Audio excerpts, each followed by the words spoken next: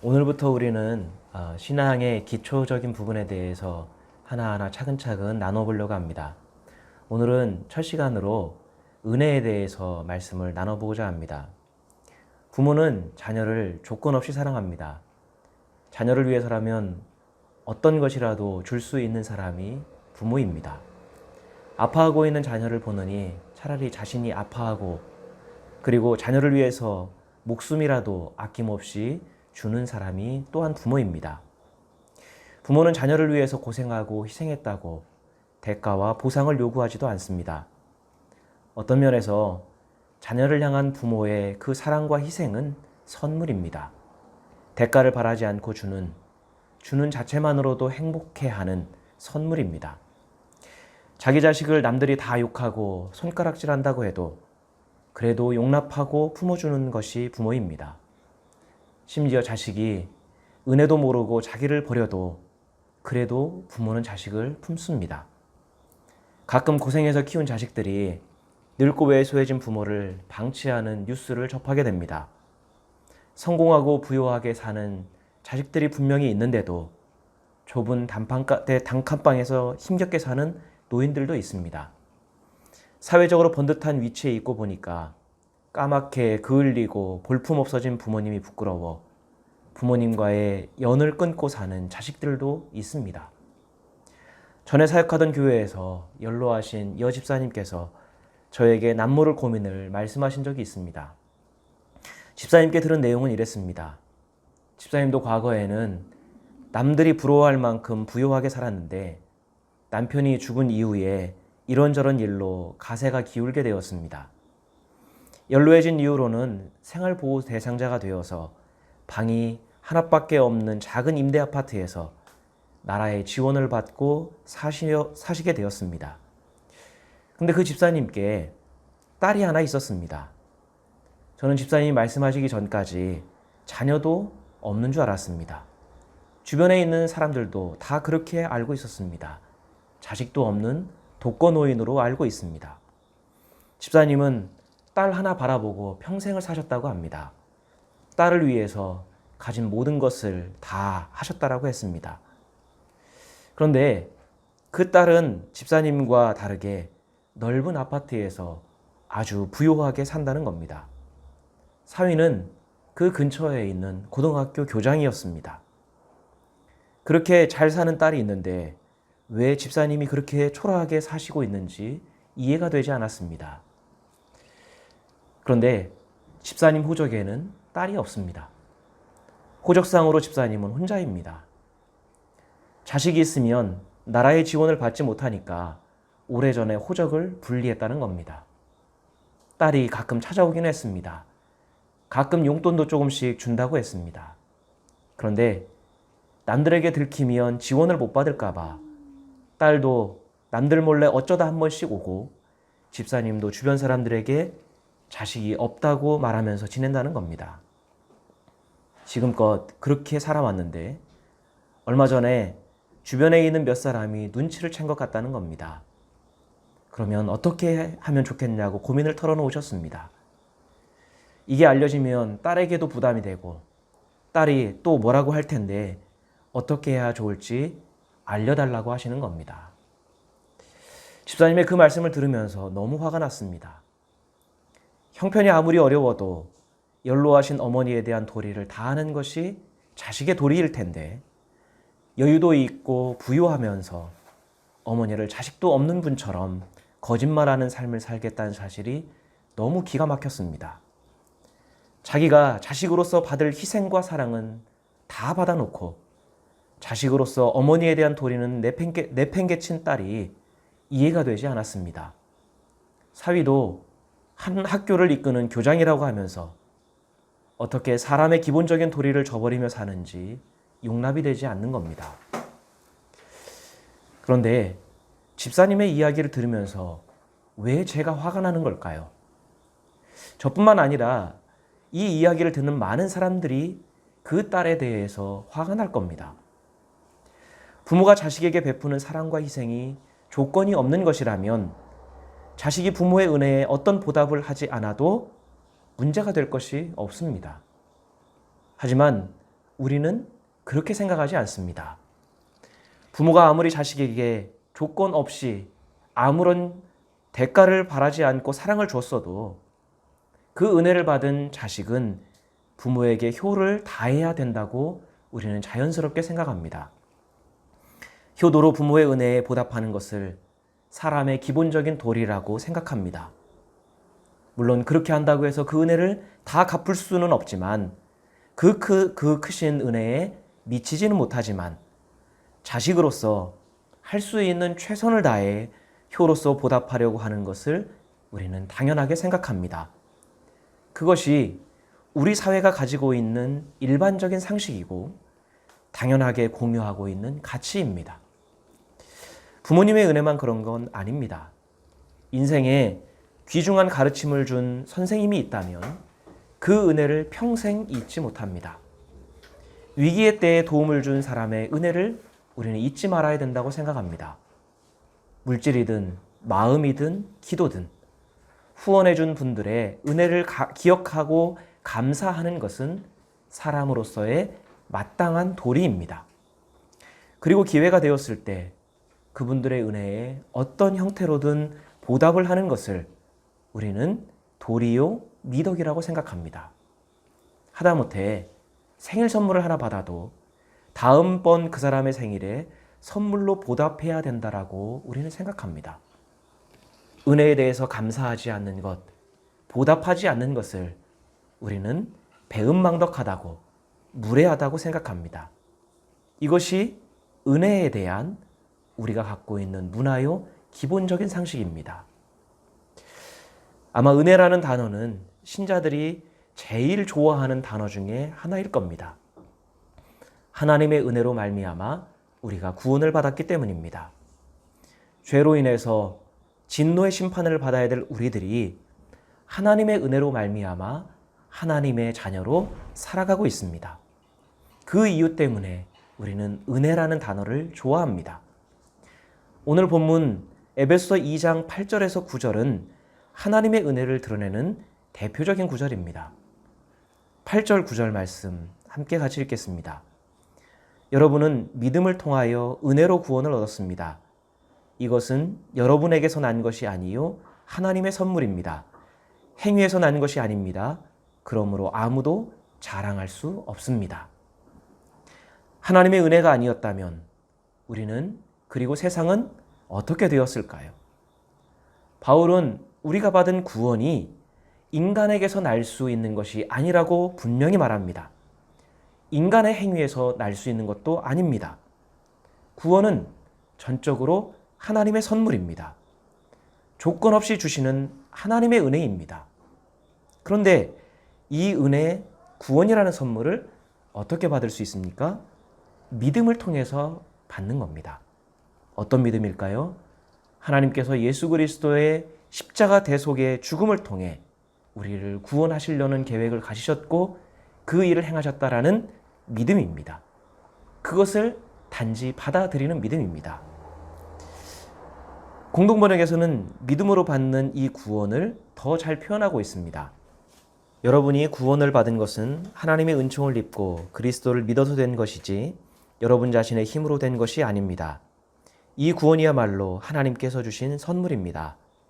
이렇게 구원은 사람의 공로로 이루어지는 것이 아니기 때문에 아무도 자기 자랑을 할 수 없을 것입니다.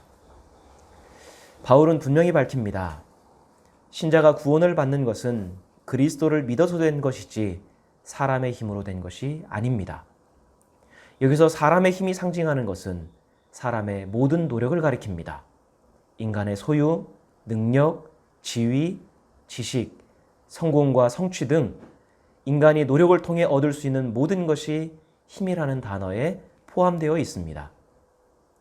공로라는 단어가 가리키는 것은 남다르게 쌓는 업적과 선행과 도덕적 삶입니다. 심지어는 종교적인 열정과 신앙심도 구원을 위해 노력하는 인간의 힘과 공로에 포함이 됩니다. 하지만 구원은 인간에게서 기원하는 것이 아닙니다. 구원은 인간 스스로 구원을 얻기 위해 시작하는 것도 아니고 시작한 것을 스스로 이루는 것도 아닙니다. 구원은 전적으로 하나님의 뜻과 의도로부터 출발합니다. 세상을 구원하시기로 작정하신 하나님의 결심으로부터 시작됩니다. 하나님으로부터 시작해서 하나님께서 완성해 나가시는 것이 구원입니다. 구원의 전제 조건인 믿음 또한 인간이 스스로 갖게 된 게 아닙니다. 우리가 믿음을 갖기 이전에 무엇이 먼저 있었습니까? 하나님의 은혜입니다. 믿음 또한 하나님의 은혜가 있었기 때문에 가능합니다. 또한 그 믿음을 붙드시고 이끄시는 분 또한 하나님이십니다. 믿음은 우리 스스로 보존하고 키우고 보존할 수 있는 게 아닙니다. 그래서 구원에 관해 인간은 그 누구도 자기 자랑을 할 수 없다는 것이지요. 아무리 대단한 믿음을 가졌어도 믿음은 절대로 자랑거리가 될 수 없습니다. 모든 것이 전적으로 하나님의 은혜이기 때문입니다. 그럼 믿음으로 받은 신자는 하나님을 위하여 무엇을 할 수 있을까요? 하지만 우리가 확고히 믿고 있는 오직 믿음으로 의롭게 된다는 이신칭의의 교리에 의하면 신자인 우리는 믿음 이외에는 아무것도 해서는 안 되는 것 같습니다. 루터가 외친 솔라 피데, 오직 믿음 또한 신자의 행위는 무의미하다고 말하는 것처럼 들립니다. 성경의 여러 구절들 또한 인간의 노력과 애씀은 믿음과 반대되는 율법주의인 것처럼 들립니다. 인간은 그저 하나님이 베푸신 은혜의 선물을 믿음으로 받아들이고 구원에 대한 믿음을 지키는 것이 전부인 것처럼 보입니다. 신자들에게는 믿음만 필요하지 다른 것은 필요 없는 것 같습니다. 믿기만 하면 자동적으로 구원을 얻는 것 같습니다. 그러다 보니 신자들 안에 있는 자연스러운 생각이 무엇입니까? 구원은 값없이 주어지는 것이라는 생각입니다. 아무런 대가와 보상을 바라지 않고 하나님께서 거저 주시는 것, 공짜로 주시는 것이라는 강한 신념이 있습니다. 신자들로 하여금 이렇게 생각하도록 하는 구절들이 있습니다. 그 대표적인 구절이 바로 로마서 3장의 구절입니다. 로마서 3장 23절에서 24절 말씀입니다. 모든 사람이 죄를 범하였습니다. 그래서 사람은 하나님의 영광에 못 미치는 처지에 놓여 있습니다. 그러나 사람은 그리스도 예수 안에서 얻는 구원으로 말미암아 하나님의 은혜로 값없이 의롭다는 선고를 받습니다. 여기서 바울은 사람이 구원을 얻는 것은 하나님의 은혜로 값없이 얻는다고 말합니다. 값없이라는 말은 대가가 없다는 뜻입니다. 쉽게 말하면 공짜라는 말이지요. 그러니까 하나님의 은혜는 대가를 바라지 않고 주시는 공짜라는 의미처럼 들립니다. 게다가 사형리와 전도폭발에서 구원을 설명할 때 선물 예화를 사용합니다. 선물 예화에서는 누군가에게 선물을 받을 때 그 선물의 가격을 물어보고 그 대가를 지불한다면 그거는 더 이상 선물이 아니라고 이야기합니다. 선물은 대가를 바라지 않고 주어야 하고 받는 사람도 고마운 마음으로 그냥 받아야 진정한 선물이라는 것이죠. 이처럼 하나님께서 우리에게 주시는 구원도 선물이기 때문에 믿음으로 받아들이기만 하면 된다고 말하는 겁니다. 그런데 진정 구원은 우리에게 어떤 보답도 요구하지 않고 조건 없이 주시는 걸까요? 하나님의 은혜는 정말로 공짜일까요? 조건 없이 주셨으니까 내가 구원받을 수 있는 좋은 믿음을 소유하기만 하면 하나님에게 어떤 보답을 안 해도 되는 것이 은혜에 대한 우리의 자세이어야 할까요? 만약 하나님의 은혜가 전혀 보답을 기대하지 않는 공짜 선물이라면 은혜는 우리에게 선물을 믿음으로 받는 것 이외에 어떤 의무도 요구해서는 안 됩니다. 선물을 받기만 하는 것이 진정한 믿음이 될 겁니다. 어떤 책임, 어떤 행위도 뒤따르면 안 됩니다. 근데 우리가 성경을 보면 성경에서는 신자들에게 또 믿음으로 구원받은 하나님의 백성들에게 믿음에 합당한 삶과 행동, 의무를 요구하고 있습니다.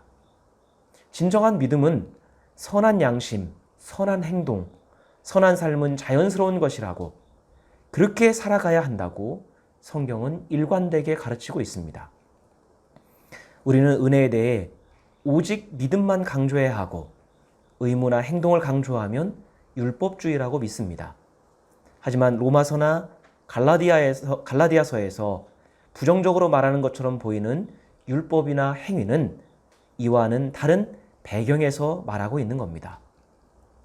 로마서 3장 23절 24절에서 하나님의 은혜와 구원을 설명하면서 바울이 사용한 값없이라는 단어는 도레안이라는 단어인데 기본적인 의미는 freely 또는 for nothing이라는 의미입니다. 아낌없이, 자유롭게, 무료로, 까닭 없이라는 다양한 의미를 지니고 있습니다. 값없이는 그 다양한 의미 중에 하나일 뿐입니다. 그런데도 우리는 일관되게 공짜를 의미하는 값없이라는 의미로만 받아들이고 있습니다. 인간의 본성이 그것을 원하기 때문입니다. 하나님의 은혜는 넘치도록 받고 싶은 반면에 그에 대한 의무나 도리는 부담스러워하는 심리를 반영하는 게 아닐까요? 도레안이라는 단어에 비추어 볼 때 바울은 은혜를 공짜로 말하는 것 같지 않습니다. 하나님께서 은혜를 아낌없이 주신다는 겁니다. 하나님의 자유로운 결정에 의해서, 하나님의 절대적인 주권에 의해서 주시는 것이 은혜입니다. 무엇보다 까닭 없이 자격을 따지지 않고 주시는 것이 하나님의 은혜입니다. 모든 사람이 죄를 범해 하나님의 영광에 이르지 못할 때 하나님께서 죄인들에게 자격을 묻지 않고 자격을 따지지 않고 하나님의 주권적인 결정에 의해서 아낌없이 은혜를 베푸신 겁니다. 하나님의 은혜가 미치는 범위, 그 은혜의 크기를 표현한 것이 도레안이라는 단어지 공짜라는 의미를 강조한 게 아니라는 것이지요. 그러니 하나님의 은혜를 공짜로 많이 받고 싶은 우리의 욕구대로 성경을 보지 말고 하나님의 은혜에 순종과 충성으로 보답해야 하는 성경의 요구에 귀를 기울여야 합니다. 이것은 성경이 기록될 당시 사람들의 보편적인 인식과도 연관이 있습니다. 신약 성경에서 은혜로 번역된 단어는 대부분 카리스라는 단어입니다. 그런데 우리가 반드시 유념해야 할 것이 있습니다. 지금의 우리에게도 은혜라고 하는 이 단어가 교회에서만 하나님께만 쓰는 단어가 아니라 본래 일상에서 누구나 사용하고 있는 일상 용어였습니다. 교회에서 먼저 쓰기 전에 세상 사람들이 다 쓰고 있었던 일상 용어였습니다. 마찬가지로 카리스라고 하는 단어 또한 성경의 저자들이 만들어낸 종교 용어가 아닙니다. 당시의 일상에서 누구나 평범하게 쓰던 단어였습니다. 성경의 저자들은 하나님의 은혜와 구원, 복음을 전달하기 위해서 사람들이 쓰고 있었던 아주 평범한 언어 중에서 어떤 것을 사용할지 고심했을 겁니다.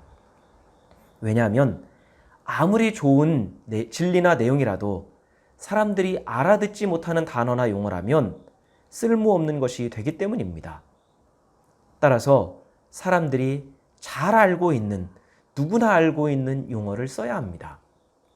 복음을 뜻하는 유앙겔리온이나 교회를 뜻하는 에클레시아나 믿음을 뜻하는 피스티스나 은혜를 뜻하는 카리스도 그렇게 일상의 용어 중에서 선택된 단어들입니다. 이 단어들은 원래는 성경적인 용어도 아니고 신앙적인 단어도 아니었습니다. 교회 밖 세상에서 믿음이 없는 사람들도 누구나 사용하던 단어였는데 성경의 저자들이 성경을 기록하면서 선택했을 뿐입니다. 그것이 오랫동안 사용되다 보니까 신자들에게는 자연스럽게 신앙적인 용어처럼 정착되어 인식되는 것일 뿐입니다. 은혜라는 평범한 단어가 우리는 하나님께 연결되어 있는 것처럼 인식하는 것처럼 말이죠. 따라서 우리는 성경 당시의 배경과 상황, 문화를 배제한 채 우리식으로만 의미를 받아들이면 곤란합니다. 은혜를 뜻하는 카리스는 본래에는 인간관계에서 쓰던 단어입니다. 고대에는 부나 토지나 권력이 소수의 사람이나 집단이 독점하다시피 했습니다. 평민들은 토지나 부나 권력을 얻는 것에 많은 제한이 있었습니다. 당시에는 개인의 노력으로 이런 혜택을 얻거나 이런 혜택에 접근하는 것이 너무 어려웠습니다. 지금 시대처럼 공개적인 모집과 시험으로 얻을 수 있는 길도 매우 적었습니다.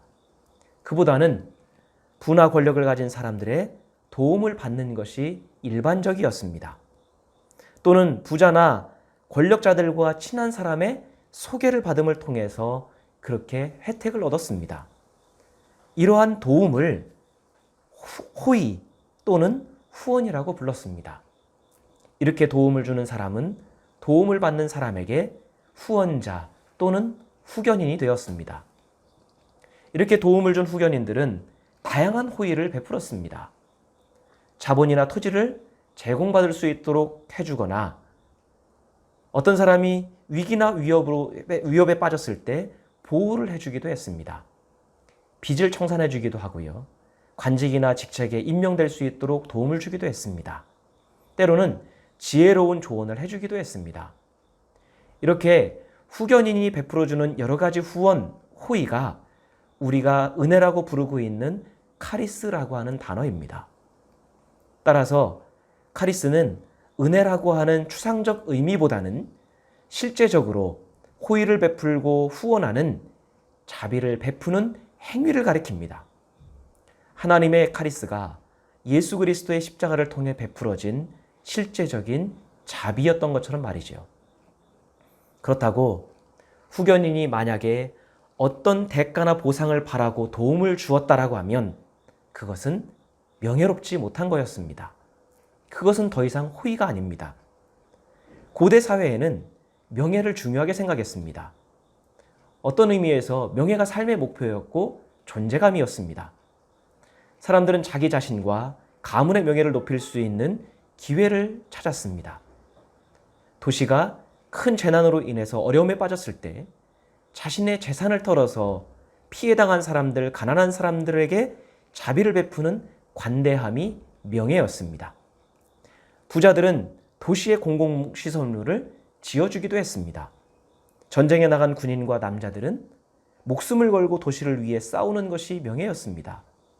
이러한 것들이 명예를 지킬 수 있는 길이었고 또 명예를 얻을 수 있는 길이었고 명예를 더 높일 수 있는 길이었습니다. 이것을 얻기 위해서 사람들은 많이 애썼습니다.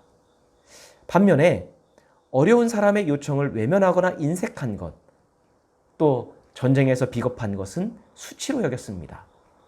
그런 사람은 사람들로부터 비난을 받았습니다. 목숨보다 소중한 명예가 실추됩니다. 관대함 없이 대가를 바라고 누군가를 도와주는 것은 수치스러운 일로 여겼습니다. 그건 호의가 아니라 거래일 뿐입니다.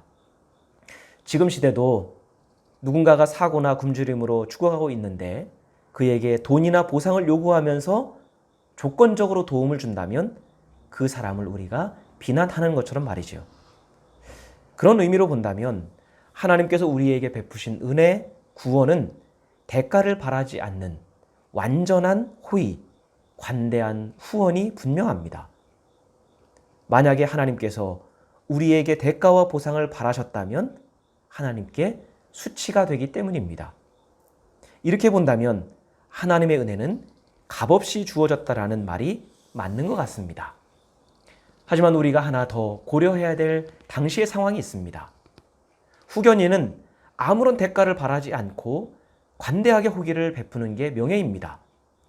그래서 후견인이 어떤 조건도 없이 대가를 바라지 않고 호의를 베풀었다 하더라도 호의를 받는 수혜자의 입장은 다릅니다. 수혜자는 그것을 공짜로 받아들이면 안 되는 것 또한 당시 사람들이 가지고 있는 상식이었습니다. 만약에 누군가로부터 호의를 받았으면서 감사하지도 않고 호의를 갚기 위한 노력을 하지 않는 것은 매우 수치스러운 일이었습니다. 누군가의 호의와 도움을 받고 나서 우리말 표현대로 입을 싹 씻는다면 그는 사람들로부터 공개적인 비난을 받았습니다. 또한 앞으로는 다른 사람에게 호의를 받을 수도 없었습니다. 호의와 선물에 대해 공짜로만 여기고 보답하지 않는 배은망덕하고 염치 없는 사람으로 낙인 찍힌 사람에게 베풀 그런 호의는 존재하지 않았습니다. 따라서 호의를 받는 수혜자는 호의를 베푼 후견인에 대해서 감사의 마음과 함께 존경과 충성을 표시하는 것이 당시에 사람들이 가지고 있었던 인식이었습니다. 후견인이 베푼 호의에 비하면 보잘것없지만 후견인의 관대함과 자비를 사람들에게 공공연하게 말했습니다. 기회가 있을 때마다 자신이 가진 능력과 재주를 후견인을 위해서 사용했습니다. 그렇게 함으로써 수혜자는 사람들 사이에서 자신의 후견인의 명성이 높아지고 명예가 드러날 수 있도록 최선을 다했습니다. 그것이 후견인의 호의에 대한 충성이었습니다. 또 때로는 후견인이 정치적인 위기에 처하거나 모함을 당할 때, 어떤 고난을 닥칠 때 그를 위해 목숨을 걸고 대변하거나 싸우는 것 또한 그 보답이었습니다. 그렇게 함으로써 후견인의 호의를 갚기 위해 노력했습니다. 단, 수혜자의 이런 충성은 강요가 아니라 자발적인 충성이었습니다. 후견인은 아무 대가를 바라지 않고 조건 없이 호의를 베풀고, 수혜자는 자발적인 충성을 통해 은혜를 어떻게든 보답하려고 하는 것이 당시 사람들이 가지고 있었던 아주 상식적인 생각이었고 문화였습니다. 바울은 당시 사람들이 상식적으로 생각했던 이러한 인식의 근거에서 선물, 하나님의 은혜를 사용한 겁니다. 사람들은 바울이 말하는 믿음으로 구원을 받는다는 하나님의 은혜, 즉 카리스라는 그 말을 들었을 때 자연스럽게 그것이 대가와 보상을 바라지 않고 주시는 하나님의 호의라고 알아들었을 겁니다. 자격을 따지지 않고 누구에게나 공평하게 풍성하게 주시는 하나님의 구원으로 알아들었을 겁니다. 그러면서 동시에 하나님의 카리스를 받은 자신들이 어떻게 하나님의 호의에 보답해야 할지 또한 자연스럽게 생각했을 겁니다. 호의를 베푸신 하나님께 충성하고 하나님의 명예를 위해서 자신들의 모든 것을 바치는 것을 당연하게 생각했을 겁니다. 누가 강요한 것도 아닌데, 누가 시킨 것도 아닌데, 당시 모든 사람들이 당연하게 생각했던 상식에서 믿음에 합당하게 사는 것이 무엇일까를 신자들은 고민했을 겁니다. 그래서 바울은 하나님의 은혜를 말하면서 뒤이어 신자들의 의무에 대해서 말하는 겁니다. 에베소서 2장 10절의 말씀입니다. 우리는 하나님의 작품입니다. 선한 일을 하게 하시려고 하나님께서 그리스도 예수 안에서 우리를 만드셨습니다. 하나님께서 이렇게 미리 준비하신 것은 우리가 선한 일을 하며 살아가게 하시려는 것입니다. 참 신기하게도 우리는 우리가 받을 은혜를 이야기하는 에베소서 2장 8절 9절의 말씀은 집중해서 보고 외우면서 바울이 함께 강조하며 이야기하는 뒤은 10절의 말씀은 소홀히 하는 경향이 있습니다. 10절의 말씀을 따로 생각합니다. 따로 떼어서 봅니다. 이것만 봐도 우리가 얼마나 은혜를 공짜로 생각하는지, 받을 것에는 간절하게 매달리면서 의무와 책임은 등한시하는지 드러납니다. 바울은 하나님의 은혜로 구원받은 사람이 해야 할 당연한 도리, 하나님의 은혜에 보답하는 길을 뭐라고 설명하지요? 선한 일이라고 말하고 있습니다. 선한 일을 하게 하시려고 은혜를 주셨고, 하나님께서 우리를 구원하신 것은 선한 일을 하며 살게 하시려는 것이라고 말하고 있습니다. 하나님께 보답하는 길은 신자로서 타인을 위해 선행을 베풀며 살아가는 것이라고 말하고 있습니다. 하나님께서 우리에게 너무 큰 은혜를 베풀어 주셨기 때문에, 풍성한 은혜를 주셨기 때문에 우리가 선행을 베풀며 살 수 있다고 말합니다. 그런데 왜 타인을 위해 선행을 베푸는 것이 하나님의 은혜에 보답하는 것일까요? 다음 시간에 믿음에 대해서 나누며 이야기하겠지만 이것이 결국 우리의 후견자이신, 우리에게 호의를 베푸신 하나님의 명예를 드높이는 길이기 때문입니다. 하나님의 명예를 높이는 것, 우리가 사용하는 신앙적인 언어로 하나님의 영광을 드러내는 것이기 때문입니다. 당시 문화에서 신자로서 선한 일을 하며 살아가는 것만큼 하나님의 은혜에 가장 잘 보답하는 길이 없기 때문입니다. 이것이 믿음에 어긋나지도 않고 율법주의가 아닌 것은 우리가 구원받기 위해서 애쓰는 구원을 위한 인간적 노력이 아니기 때문입니다. 또한 9절에서 바울이 밝힌 것처럼 우리를 자랑하기 위해서 하는 자기 자랑이 아니기 때문입니다. 하나님의 은혜를 공짜로 생각하는 신앙은 심각한 문제를 야기했습니다. 하나님의 은혜에 적극적으로 보답해야 한다는 당연한 생각이 없으니까 신자들의 신앙이 자기중심적인 신앙, 개인주의적인 신앙으로 흘렀습니다. 신앙의 모든 행위가 내세에만 집중하고 그러다 보니까 하나님이 주신 지금 여기에서의 삶을 탈출하려고 하고 부정적으로 보는 경향이 있습니다. 예배도 결국 내가 은혜 받기 위해서 내가 구원받을 만한 믿음을 잘 지키고 유지했는지 확인받는 시간이 되어버렸습니다. 기도도 결국 내가 바라는 천국을 보장받기 위한 몸부림에 그치고 있습니다. 그러면서 기도를 통해서는 현세에 필요한 나의 욕망을 채우려는 이중적인 모습을 보이고 있습니다. 하지만 하나님의 호의에 보답하기 위해 충성하는 사람에게만 미래에도 지속적인 하나님의 호의를 받을 수 있다는 것이 성경을 기록할 당시에 신자들이 가졌던 지극히 상식적인 믿음이었습니다. 믿음이 없는 세계도 염치를 중요하게 생각합니다. 은혜를 받으면 은혜를 갚을 줄 알고 선물을 받았으면 작은 보답이라도 하려고 하는 염치가 누구에게나 있습니다. 하지만 구원이라는 은혜를 받았으면서도 신자들은 하나님께 너무 염치를 모릅니다. 염치만 알아도 우리의 믿음이, 교회가 이렇게 수준이 떨어지지는 않았을 겁니다. 믿음이 은혜에서 비롯된다면 은혜를 바로 알아야 바른 믿음을 가질 수 있기 때문이겠지요. 바울이 말하는 하나님의 은혜는 심오한 종교적인 용어가 아니었습니다. 일상에서 염치를 아는 사람이라면, 염치를 아는 신자라면 당연하게 알고 있고 당연하게 생각하는 도리였습니다. 구원을 선물로 받았으면 선물에 대한 보답의 마음을 가지고 살라는 겁니다. 하나님의 은혜라는 선물을 받았으면 다른 이에게 선물을 베풀며 살라는 겁니다. 하나님의 은혜를 갚기 위해 이웃에게 선을 행하고 하루하루의 삶에 하나님을 드러내는 착한 일을 하는 것만이 은혜를 아는 신자라는 겁니다. 이것이 성경이 우리에게 가르치는 은혜입니다. 우리는 은혜를 아는 신자일까요? 우리는 염치를 아는 신자일까요?